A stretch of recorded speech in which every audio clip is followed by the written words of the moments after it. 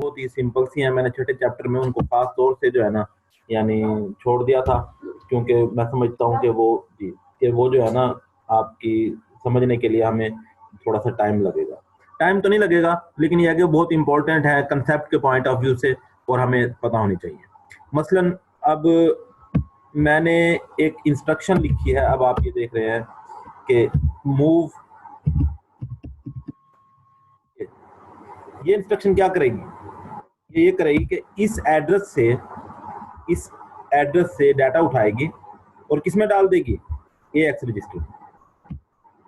अब मसला ये है कि आपको पता है कि जो आपकी मेमोरी है, एक्चुअल मेमोरी, उसका जो फिजिकल एड्रेस है, एक्चुअल मेमोरी का जो फिजिकल एड्रेस है वो दो चीजों पे मुश्तमिल होता है, एक सेगमेंट एड्रेस और दूसरा ऑफसेट एड्रेस। और आपको इस चीज का पता है कि जो आप इंस्ट्रक्शन में जो भी चीज देते हो वो ऑफसेट एड्रेस होता है। तो इंस्ट्रक्शन में जो भी आपने एड्रेस लिखा है वो ऑफसेट एड्रेस है। तो अब ये जो ऑफसेट एड्रेस है ये किसी सेगमेंट एड्रेस के साथ मिलेगा और वही फार्मूला है जो कि आपको पता है, और मिलके एक फिजिकल एड्रेस बनाएंगे। मेरी बात समझ रहे हो आप लोग? Yes sir. तो अब मैं सवाल आपसे ये पूछ रहा हूँ कि अभी तक तो हमने ये देखते आए थे कि भाई बस हमें पता नहीं था, हमने बस अज्यूम कर लिया था कि वो सेगमेंट रजिस्टर के साथ मिलेगा, एक फिजिकल एड्रेस बनाएगा और हमें जो है ना वो दे दे। अब मैंने ये थोड़ा सा इसमें यहाँ पे मैंने यूं किया है कि ये मेरी मेमोरी थी ना पूरी की पूरी, इसमें मैंने 3 विंडो बना ली। एक विंडो ये बनाई जिसका बेस एड्रेस मैंने DS में डाल दिया, और दूसरी विंडो मैंने ये बनाई है जिसका बेस एड्रेस मैंने CS में डाल दिया, सेगमेंट रजिस्टर CS, जिसको कोड सेगमेंट कहते हैं। और तीसरी मैंने विंडो ये बनाई मेमोरी की जिसका मैंने बेस एड्रेस डाल दिया SS में। समझ रहे हैं बात को, कि तीनों की तीनों जो मेमोरी विंडोज हैं वो सेपरेट है एक दूसरे के साथ। और आपको पता है कि सेगमेंट रजिस्टर में क्या होता है कि जो भी हम 64 किलोबाइट की मेमोरी में विंडो सेलेक्ट करते हैं उसका बेस एड्रेस हमारा सेगमेंट रजिस्टर में होता है। अब मैंने 3 मेमोरी के अंदर जो है ना विंडो बनाई है और तीनों का बेस एड्रेस डिफरेंट है, यानी DS का एड्रेस डिफरेंट होगा, CS में अलग वैल्यू होगी और SS में अलग वैल्यू होगी। अब मेरा सवाल आपसे ये है कि मैंने ये जो इंस्ट्रक्शन अभी लिखी है कि मूव AX कामा, और यहाँ पे एक एड्रेस मैंने दे दिया है, ये वाला कोई भी एड्रेस हो सकता है। तो अब ये जो ऑफसेट एड्रेस है ये किस सेगमेंट रजिस्टर के साथ मिलके फिजिकल एड्रेस बनाएगा? क्योंकि देखें ये जो एड्रेस ऑफसेट एड्रेस है जब इस सेगमेंट के साथ मिलेगा तो ये इस विंडो एरिया के अंदर से कोई सेल सेलेक्ट होगा, जब ये इस सेगमेंट रजिस्टर के साथ मिलेगा तो फिर ये सिर्फ इस विंडो के अंदर से सेल सेलेक्ट करेगा। यानी अगर मैं आपको आसानी के लिए थोड़ी देर के लिए अज्यूम कर लेता हूं कि मैंने इसमें जो वैल्यू डाली हुई है वो जस्ट अज्यूम करने के लिए 4 है, इस 4 का मतलब ये है कि ये अपने बेस एड्रेस से चौथा सेल होगा सिलेक्ट। तो अब वो बेस एड्रेस क्या होगा? बेस एड्रेस आपको पता ही है कि अगर मैं इस एड्रेस को इस सेगमेंट रजिस्टर DS के साथ मिलाऊंगा तो फिर ये कौन सा सेल सेलेक्ट करेगा? 1 2 3 4 इस सेल को सेलेक्ट कर लेगा, जो कि एड्रेस क्या बनेगा? 262। और अगर मैं इसी एड्रेस को जो 4 है ऑफसेट एड्रेस, मैं इस कोड सेगमेंट के साथ मिलाऊं तो फिर ये क्या करेगा? इसका चौथा सेल उठा लेगा जो कि क्या है? 275। और इसी तरह से अगर मैंने इसको अज्यूम करूंगा ये जो ऑफसेट है मैं इस सेगमेंट रजिस्टर के साथ मिलाऊं तो फिर ये इस वाले सेगमेंट रजिस्टर की विंडो के चौथे सेल को सिलेक्ट करेगा। अब मेरा सवाल ये है कि आप मुझे बताएं कि ये जो मैंने एड्रेस यहाँ पे दिया है, अज्यूम किया वैसे एक टेम्परेरी था, कि ये किस सेगमेंट रजिस्टर के साथ मिलकर एड्रेस बनाएगा? क्या आप बता सकते हैं इस बात को?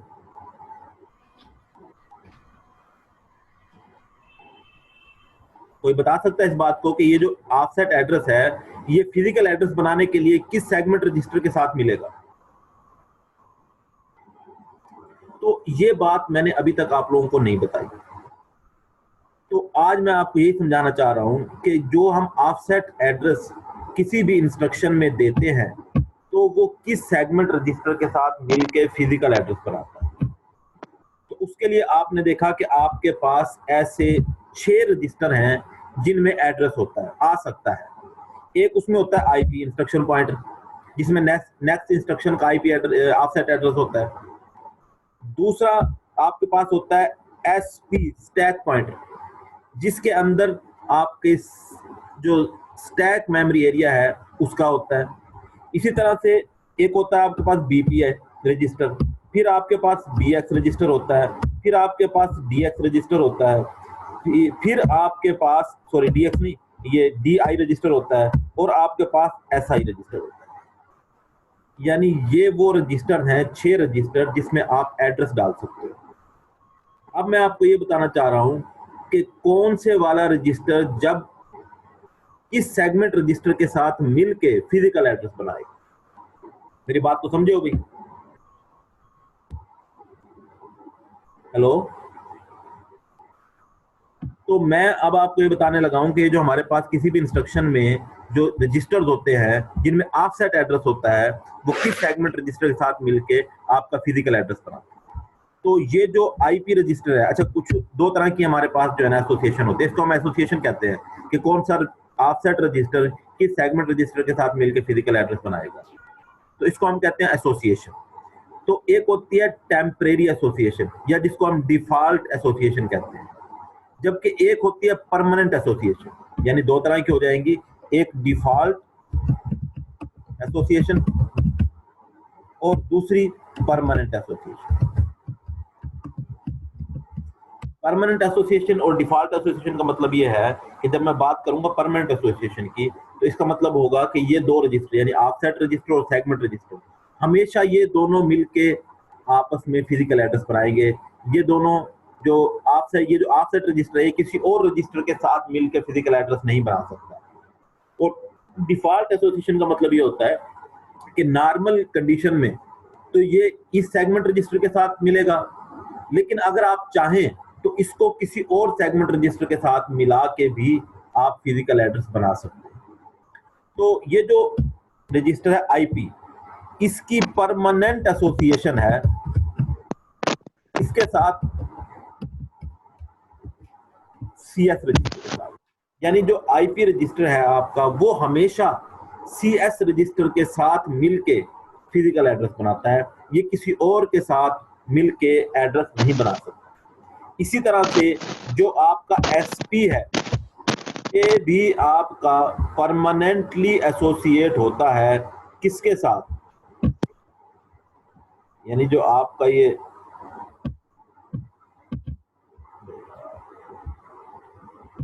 एसपी रजिस्टर है, कहाँ गया वो एसपी बीपी, ये हो गया। तो ये परमानेंटली एसोसिएट होता है किसके साथ,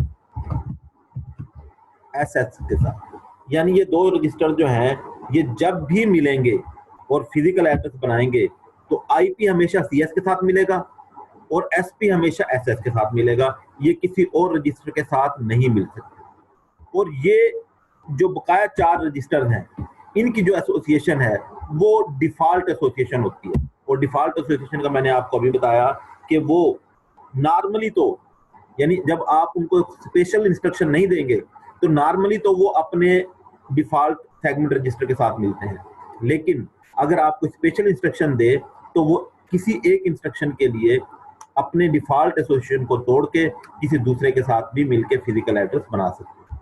तो ये जो बीपी होता है ये बाय डिफॉल्ट एसोसिएट होता है किसके साथ, एसएस के साथ। और ये जो बकाया तीनों रजिस्टर्स हैं बीएक्स डीआई एसआई, ये तीनों बाय डिफॉल्ट एसोसिएट होते हैं किसके साथ, डीएस डाटा सेगमेंट के साथ। बाय डिफॉल्ट एसोसिएट होते हैं डीएस रजिस्टर के साथ, और डीएस रजिस्टर कौन सा होता है अभी, डाटा सेगमेंट। तो मैं दोबारा से दोहरा दूं कि दो तरह की हमारे पास एसोसिएशन होती हैं। एक एसोसिएशन होती है कि जिसके अंदर आप परमानेंटली एसोसिएट होते हो कि ये जो सेगमेंट रजिस्टर, ये जो ऑफसेट रजिस्टर है वो हमेशा इस सेगमेंट रजिस्टर के साथ मिल के फिजिकल एड्रेस बनाएगा, ये किसी और के साथ मिल नहीं सकता। और डिफॉल्ट एसोसिएशन वो होती है कि जिसके अंदर टेम्परेरी तौर पे तो आप अगर अपनी जो एसोसिएशन है उसको चेंज करना चाहें तो कर सकते हैं, लेकिन अगर आपको स्पेशल इंस्ट्रक्शन ना लिखे तो वो बाय डिफॉल्ट अपने सेगमेंट रजिस्टर के साथ मिलके ही अपना फिजिकल एड्रेस बनाता है। अब देखें जैसे मैं यहाँ पे लिखने लगा, ये मैंने लिखा है बीएक्स। अब BX के अंदर जो वैल्यू पड़ी होगी, मिसाल के तौर पे मैं उसकी यानी उसके लिए सिर्फ समझने के लिए कि BX में वैल्यू पड़ी हुई है, ये एड्रेस पड़ा हुआ है। तो अब ये जो BX है इस इंस्ट्रक्शन में, ये जो ऑफसेट एड्रेस है, ये किस सेगमेंट रजिस्टर के साथ मिलकर फिजिकल एड्रेस बनाएगा? तो जैसे मैंने आपको बताया कि BX जो है ये बाय डिफॉल्ट किस सेगमेंट रजिस्टर के साथ मिलकर एसोसिएट होता है? DS रजिस्टर के साथ। तो इसलिए ये जो सेगमेंट एड्रेस यानी फिजिकल एड्रेस बनेगा मुकम्मल, उसके अंदर कौन कौन से रजिस्टर इन्वॉल्व होंगे? DS और BX। तो ये दोनों मिलेंगे और उसी फार्मूले से जो आपको पता है आपको फिजिकल एड्रेस बना के देगा। लेकिन अगर मैंने यहाँ पे लिखा होता BP, तो फिर ये BP किस रजिस्टर के साथ मिलके फिजिकल एड्रेस बनाता? ये आपको पता है कि BP जो है बाय डिफॉल्ट किस रजिस्टर के साथ मिलके बनाता है? SS के साथ। तो जो आपका फिजिकल एड्रेस बनता वो कौन सा बनता भाई? SS और BP। तो ये दोनों रजिस्टर मिलके फिर बनाते हैं। और जो अगर यहाँ पे मिसाल के तौर पे दो रजिस्टर आपको पता है कि जो हमारे काबू के नहीं होते, जो बाय डिफॉल्ट होते हैं, उसमें एक IP है जिसमें नेक्स्ट इंस्ट्रक्शन का एड्रेस होता है जिसको हम नहीं छेड़ सकते, और दूसरा होता था हमारे पास SP जो कि स्टैक के अंदर जो है ना यानी यूज होता है। तो ये दोनों रजिस्टर जो है हमारे हाथ में नहीं होते, लेकिन ये दोनों रजिस्टर जो मिलके फिजिकल एड्रेस बनाते हैं वो IP जो है वो CS के साथ मिलके बनाता है, और जो आपका SP है ये हमेशा SS के साथ मिलके जो है बनता है। अब मैंने आपको बताया कि ये जो है परमानेंट एसोसिएशन, और जो बाय डिफॉल्ट एसोसिएशन है वो इंचार्ज की है, और उसका मतलब यही है कि ये अगर आप इनके साथ कुछ लिखोगे, जैसे देखें मैंने यहाँ पे कोई सेगमेंट रजिस्टर नहीं दिया, तो ये क्या करेगा? इस BP की वैल्यू को एड्रेस समझते हुए उसको SS के साथ मिलाएगा और फिजिकल एड्रेस बना के आपको दे देगा। आपको बताने की जरूरत नहीं है कि इसके साथ आपने कौन सा जो है ना यानी रजिस्टर मिलाना है फिजिकल एड्रेस बनाने के लिए।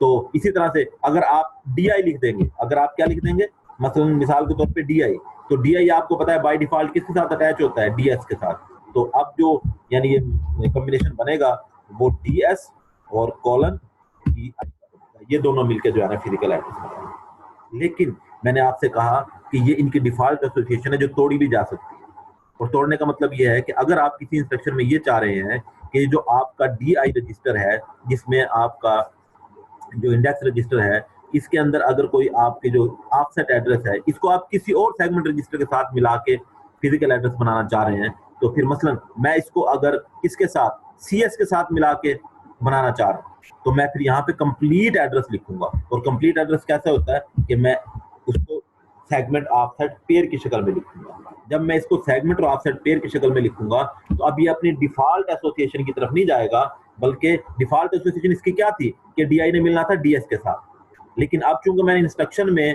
पूरे की पूरी लिख दी है कि आपके साथ सेगमेंट रजिस्टर कौन सा होगा और ऑफसेट रजिस्टर कौन सा होगा, तो ये दोनों मिलके अब बनाएंगे फिजिकल एड्रेस। और याद रखिएगा कि ये जो एसोसिएशन होती है जो हम टेम्परेरी तौर पे करते हैं, ये सिर्फ एक इंस्ट्रक्शन के लिए होती है। इसका क्या मतलब है कि ये एक इंस्ट्रक्शन के लिए होती है? इसका मतलब ये है कि देखें यहाँ पे जब मैंने आपके लिखा है कि भाई आपने DI को CS के साथ मिलाना है, और अगली इंस्ट्रक्शन में अगर मैं मिसाल के तौर पे ये कर देता हूँ ऐड AX कामा और DI।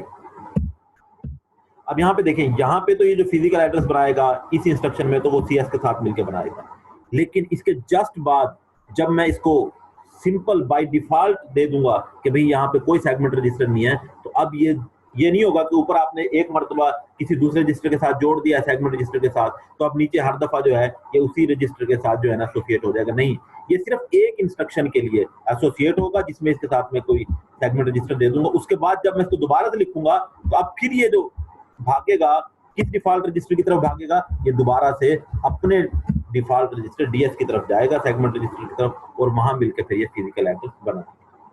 लेकिन जैसे ये मैंने आपको बताया कि ये जो 4 रजिस्टर हैं इनकी टेम्परेरी एसोसिएशन आप किसी और के साथ कर सकते हो, लेकिन याद रखिएगा कि ये जो रजिस्टर है इनको पहली बात तो कि हम छेड़ते ही नहीं, ये हमारे हाथ में होते ही नहीं। अगर हम इनको किसी तरीके से छेड़ भी दें तब भी हम इनकी एसोसिएशन सिर्फ इन्हीं के रजिस्टर के साथ तो कर सकते हैं, यानी IP की CS के साथ और SP की SS के साथ, किसी और के साथ हम इनको नहीं कर सकते। तो ये तो पहला हमारा टॉपिक था कि सेगमेंट एसोसिएशन कैसे होती है। अब मैं अपनी दोबारा से अगर उसके ऊपर चला जाऊं तो यहाँ पे देखें कि अगर मैंने यहाँ पे बी एक्स रखा है, मैं समझाने के लिए आपको बता रहा हूँ, और इस बी एक्स में मैंने क्या डाल दिया, 4 डाला हुआ। तो अब देखें, मैंने आपको बताया ही है कि बी एक्स रजिस्टर जो है ये बाय डिफॉल्ट किसके साथ एसोसिएट होता है, डीएस रजिस्टर के साथ। तो अब ये क्या करेगा, ये 4 जो है ये डीएस के एतबार से होगा, यानी डीएस का चौथा, तो मतलब ये वाला रजिस्टर होगा, ये वाली मेमोरी सेल होगी, ये इनके और इसके साथ नहीं होता। लेकिन अगर आईपी होता तो फिर वो किसके साथ मिलता, वो सीएस के साथ मिलता। इसी तरह से बीपी या एसपी होता तो वो किसके साथ मिलता, वो एसएस के साथ। तो ये हमारी एसोसिएशन थी। और जो हमारा चौथा सेगमेंट रजिस्टर है ईएस, एक्स्ट्रा सेगमेंट, वो टेम्परेरीली या परमानेंटली किसी के साथ अटैच नहीं होता। हम सिर्फ अपने जब किसी जगह उसकी जरूरत पड़ती है तो उसको कंप्लीट एड्रेस दे के हम उसको यूज करते हैं। और कंप्लीट एड्रेस में आपको पता ही है कि सेगमेंट और ऑफसेट पेयर हम दोनों। तो यहां तक समझ आई भाई? भाई बोल दिया करो जब मैं आपसे सवाल पूछा करूं।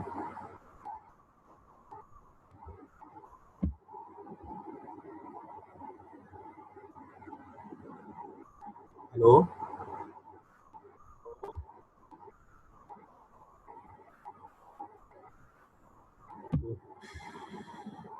अच्छा अब आते हैं हम अपने दूसरे टॉपिक की तरफ। अच्छा, इसकी कुछ एग्जाम्पल हम देख लें, आपको दिखा दें। तो ये मैंने आपको पिछले लेक्चर में भी कुछ बातें बताई थी जिनको मैं दोबारा से बता देता हूँ आपको, ताकि हमारी चीज़ें रिवाइज हो जाए। ये कि हमारे पास एड्रेसिंग मोड थे, एक हमारे पास डायरेक्ट एड्रेसिंग मोड था जिसके अंदर हम ब्रैकेट के अंदर डायरेक्ट अपना एड्रेस दे देते हैं। फिर हमारे पास बेस इंडायरेक्ट एड्रेसिंग मोड था जिसमें बी एक्स रजिस्टर को यूज करते हैं। फिर हमारे पास इंडेक्स एड्रेसिंग मोड था जिसमें बी एस आई या डी आई को यूज करते हैं। फिर base plus offset addressing mode था हमारे पास, और फिर index plus offset addressing mode था। फिर base plus index offset addressing mode था, और फिर आखिरी था base plus index plus offset addressing mode. और इसमें से मैंने आपको कुछ बातें बताई थी। ये आपके सामने जो है ना इंस्ट्रक्शन का, अगर हमने किसी को सेगमेंट को ओवरराइड करना, ये ओवरराइड करना ऐसे है कि मैंने अभी आपको बताया कि बीएक्स रजिस्टर बाय डिफॉल्ट तो एसोसिएट होता है डीएस डाटा सेगमेंट के साथ। लेकिन अगर आप थोड़ी देर के लिए इसकी एसोसिएशन किसी और के साथ करना चाहें तो इस बात को हम कहते हैं सेगमेंट ओवरराइड प्रीफिक्स। तो आप क्या करें, यहाँ पे सेगमेंट की नाम दे दें, तो ये बीएक्स अब अपने डिफॉल्ट सेगमेंट को छोड़ के जो सेगमेंट रजिस्टर आपने यहाँ पे लिखा हुआ होगा ये इसके साथ मिलके आपको एक फिजिकल एड्रेस बना के दे। लेकिन जब यहाँ पे आपने देखें कोई नहीं लिखा, सिर्फ बीएक्स लिखा है, तो अभी अपने डिफॉल्ट सेगमेंट की तरफ जाएगा, और इसका डिफॉल्ट सेगमेंट कौन सा है, डीएस डाटा सेट। और ये जैसे एग्जांपल हैं। अच्छा, ये तो था कि सारे रजिस्टर, लेकिन अगर आपने कोई भी रजिस्टर नहीं लिखा और डायरेक्ट एड्रेसिंग आपने इस्तेमाल किया, तो फिर जैसे डायरेक्ट एड्रेसिंग है, इसके अंदर कोई भी सेगमेंट ऑफसेट रजिस्टर मैंने यूज ही नहीं किया, तो अब ये जो एड्रेस है ये कौन से सेगमेंट के साथ मिलके यानी एड्रेस बनाएगा, फिजिकल एड्रेस बनाएगा। तो याद रखिएगा कि जो आपका डायरेक्ट एड्रेस होता है जिसमें आप किसी रजिस्टर को यूज नहीं करते बल्कि डायरेक्ट एड्रेस दे देते हैं, तब भी ये जो एड्रेस है ये डीएस रजिस्टर के साथ ही मिलके फिजिकल एड्रेस बनाता है। तो इस चीज का ध्यान रखना है कि अगर डायरेक्ट एड्रेस हो, कोई एड्रेस उसके कोई रजिस्टर ऑफसेट रजिस्टर मेंशन ना किया हुआ हो, तो भी वो डीएस रजिस्टर के साथ ही मिलके अपनी एसोसिएशन शो करता है। तो जैसे आपके सामने ये कुछ एग्जांपल्स हैं, इन एग्जांपल में आप देख सकते हैं कि डायरेक्ट एड्रेसिंग है तो ये डीएस के साथ मिलके अपना एड्रेस बनाएंगे। अगले में बीएक्स रजिस्टर है तो वो डीएस के साथ मिलेगा, बीपी रजिस्टर है तो वो एसएस के साथ मिलेगा। इसी तरह से अगर आपका एसआई है, डीआई है, तो ये डीएस सेगमेंट के साथ जो है मिलकर बनाएंगे। इसी तरह से आपकी, अच्छा अब उसमें याद रखिएगा कि मैं आपको यहाँ बता दूं कि अब देखें ये 2 रजिस्टर इस्तेमाल हो रहे हैं, एक बीएक्स प्लस एसआई। अब बीएस का भी डाटा सेगमेंट से ही यानी लिंक है और एसआई का भी डाटा सेगमेंट के साथ लिंक है, तो यहाँ पे कोई परेशानी की बात नहीं है। ये दोनों कंबाइन होंगे और कंबाइन होने के बाद जो वैल्यू बनेगी वो ऑफसेट एड्रेस होगा, इफेक्टिव एड्रेस हम उसको कहते हैं, वो डीएस के साथ मिलके और फिजिकल एड्रेस बना लेगा। लेकिन यहाँ पे देखिएगा, एक बीपी है और एक एसआई है। अब जो बीपी है वो तो स्टैक सेगमेंट के साथ डील करता है, और जो एसआई है वो डाटा सेगमेंट के साथ डील करता है। तो फिर इन दोनों को मिलाने से जो वैल्यू बनेगी वो किस सेगमेंट रजिस्टर के साथ मिलेगी। तो याद रखिएगा, हम हमेशा देखते हैं बेस रजिस्टर को। जहां पे आप देखें यहाँ पे बेस प्लस इंडेक्स है, तो जो बेस रजिस्टर है BX वो डाटा सेगमेंट के साथ मिलता है, तो इनका जवाब भी डाटा सेगमेंट के साथ मिलेगा। और यहाँ पे क्या है, बेस BP प्लस SI, तो यहाँ पे जो बेस रजिस्टर है वो बेस पॉइंटर है, और बेस पॉइंटर जो है वो आपका स्टैक सेगमेंट के साथ मिलता है, तो आप इनका जो जवाब है वो स्टैक सेगमेंट के साथ मिलेगा और फिर फिजिकल एड्रेस बनाएंगे। आपके MCQ के पॉइंट ऑफ व्यू से ये बहुत ही ज्यादा इंपॉर्टेंट है, ये बहुत से MCQ इसमें से आएंगे। और अगले में देखें, अगर हमने तीन चीजें मिला दी हैं, मतलब BP plus SI plus offset, तो अब हमने देखना है कि बेस रजिस्टर कौन सा है। अगर बेस रजिस्टर BP होगा तो हम SS के साथ मिलाएंगे, अगर बेस रजिस्टर हमारा BX होगा तो हम इसको डाटा सेगमेंट के साथ मिलाएंगे। तो ये हमारा कुछ जो है हमने आपको चीजें बताई थी। और ये एक और बता दूं इसमें से कि इलीगल इंस्ट्रक्शन कौन सी होती है, यानी आप अगर रजिस्टर के तौर पे इन ब्रैकेटों के दरमियान में आपने 8 बिट का रजिस्टर दे दिया है तो वो इलीगल होगा, क्योंकि आपको पता है कि आपका एड्रेस आपका हमेशा 16 बिट का होता है, तो 8 बिट का रजिस्टर कभी भी उसको होल्ड नहीं करता। इसी तरह से मैंने आपको बताया था कि आप एड्रेस ब्रैकेट के अंदर माइनस नहीं कर सकते, और 2 बेस रजिस्टर को आप ऐड नहीं कर सकते, 2 इंडेक्स रजिस्टर को आप ऐड नहीं कर सकते। ये तो हमारा सेगमेंट एसोसिएशन का जो छोटा सा टॉपिक था वो हमने पढ़ लिया। अब आखिरी टॉपिक आज का हमारा address wrap round. Wrap round क्या चीज है, उसके लिए मैंने ना ये कोशिश की कि इस एग्जांपल से आपको समझाने की कोशिश करूं। देखिए, ये एक दायरा है, मैं आपसे कहता हूं कि आप 0 से स्टार्ट हो जाएं चलना। आप 0 से एक स्टेप आगे चलेंगे तो कहां पे आ जाएंगे, 1 पे। 1 से 2 स्टेप आगे चलेंगे तो कहां पे आ जाएंगे, 3 पे। 3 से 3 स्टेप आगे चलेंगे तो कहां पे आ जाएंगे, 6 पे। और 6 से अगर 2 स्टेप आगे चलेंगे तो कहां पे आएंगे भाई, किसी का माइक आप ऑन करके बात करें मुझसे।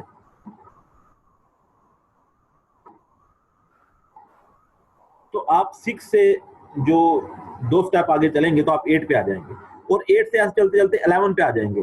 अब अगर 11 से आप एक स्टेप आगे चलेंगे तो क्या ख्याल है, आप कहां पहुंचेंगे, दोबारा से 0 पे पहुंच जाएंगे। अगर आप 11 से 2 स्टेप आगे चलेंगे तो आप कहां पहुंच जाएंगे, 1 पे। यानी आप दोबारा से घूम के फिर वहीं पे आ जाएंगे जहां से आपने चलना शुरू किया। तो इसी तरह से बाज औकात ये होता है कि आपको पता है कि आपका जो एड्रेस है, ऑफसेट एड्रेस, वो होता है कितने बिट का, 16 बिट का। और हमने अभी देखा कि हम इन ब्रैकेट के दरमियान में एक की बजाय 2, 3, 4 वैल्यू भी ऐड कर सकते हैं, 3 वैल्यू भी ऐड कर सकते हैं। जैसे यहाँ पे जो ऑफसेट एड्रेस लिखा हुआ है वो BX है, SI है और एक कांस्टेंट है। ये है base plus index plus offset address. तो क्या होगा कि अब आपने ये करना है कि इन सबको ऐड करके एक फैक्टिव एड्रेस बनाना है, और उस फैक्टिव एड्रेस के साथ आपने इस कोड सेगमेंट को मिला के फिजिकल एड्रेस करेंगे। तो अब आप इन तीनों की वैल्यू मैंने दी हुई है कि BX की वैल्यू ये है, SI की वैल्यू ये है, और उसके साथ जो ऑफसेट है वो ये। जब इन तीनों को मैं ऐड करूंगा इफेक्टिव एड्रेस बनाने के लिए, तो जो मेरे पास वैल्यू आई है वो आई है मेरे पास 0A00, जो कि 16 बिट में है। कोई मेरा मसला नहीं है, इसका मतलब है कि मैं अपने सेगमेंट के अंदर ही रहूंगा।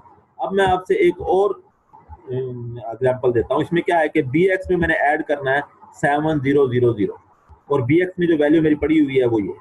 अब देखें, जब मैं BX में ये वैल्यू ऐड करूंगा तो जो जवाब है मेरा वो 16 बिट में आ जाएगा, 17 बिट में। और 17 बिट में तो मेरा ऑफसेट एड्रेस यानी लाई नहीं कर सकता, तो मैं क्या करूंगा, इस 17वीं बिट को मैं जाया कर दूंगा।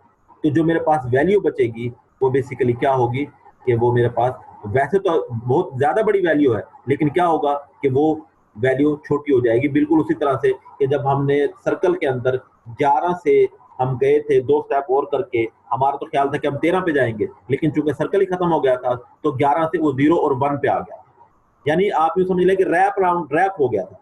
तो इसी तरह से जब आप किसी भी जो सेगमेंट है उसकी बाउंड्री को क्रॉस करने लगते हैं, और क्रॉस करने से मुराद क्या है कि आपका जो ऑफसेट एड्रेस है वो 17 बिट में आ जाए, तो फिर हम जो मोस्ट सिग्निफिकेंट बिट है उसको जाया कर देते हैं, और जो बकाया 16 बिट बचती हैं वो यूं होता है कि जैसे आप दोबारा से बेस से जो है ना आपने अपना यानी ऊपर गए, ऊपर से फिर नीचे की तरफ आए। तो इस एड्रेस को, इस तरह के रैप राउंड को हम कहते हैं विद इन सेगमेंट। ये जो रैप राउंड इफेक्ट होता है ये सेगमेंट के अंदर होता है। और इसी तरह का एक और हमारे पास जो है वो है, क्या कहते हैं उसे, रैप राउंड इफेक्ट। वो ये होता है कि जब आप फिजिकल एड्रेस कैलकुलेट कर रहे होते हो तो बाज़ औक़ात फिजिकल एड्रेस कैलकुलेशन में 20 की बजाय 21 बिट आपका रिजल्ट आ जाता है। तो हम क्या करते हैं, 21वीं बिट को डिस्कार्ड कर देते हैं और आपका जो 20 बिट का बचता है वो बिल्कुल ऐसे ही होता है कि आपने सारी की सारी मेमोरी को कवर कर लिया, और जब आप आगे जाने लगे तो वो मेमोरी खत्म होगी, तो आप फिर पीछे से इनिशियल से बेस से ही जो है ना आपने यानी अपने स्टेप्स को दोबारा से जो है ना कंटिन्यू किया। तो ये दो टॉपिक थे, एक रैप राउंड इफेक्ट का और एक हमारा सेगमेंट एसोसिएशन का। तो मैं आपसे रिक्वेस्ट यानी ये चीज़ करूँगा कि आप लोग घर जाकर इसको पढ़ोगे। अभी हमारे 6 लेक्चर हो गए हैं, और 6 लेक्चर जो है ना जी आपने अच्छे तरीके से इसको, अब मैं आपका एक क्विज लूँगा एतवार वाले दिन, आप लोगों का इन 6 लेक्चर में से क्विज होगा जो कि एलएमएस में होगा, एमसीक्यूज होगा, आप वहां पे जाके अपना क्विज ओपन करेंगे। तो एक एक करके आपके सामने जो है ना ऑप्शन आएंगे, पहला क्वेश्चन, उसके 4 ऑप्शन होंगे, आपने उसको 1.5 मिनट के अंदर क्लिक करना होगा, और फिर अगर क्लिक कर दोगे तो वो आगे अगला क्वेश्चन, तो 10 क्वेश्चन होंगे। तो ये 6 लेक्चर आपने अच्छे तरीके से तैयार करने हैं, और फिर इसमें से हम जो है क्विज। तो किसी का कोई सवाल भाई?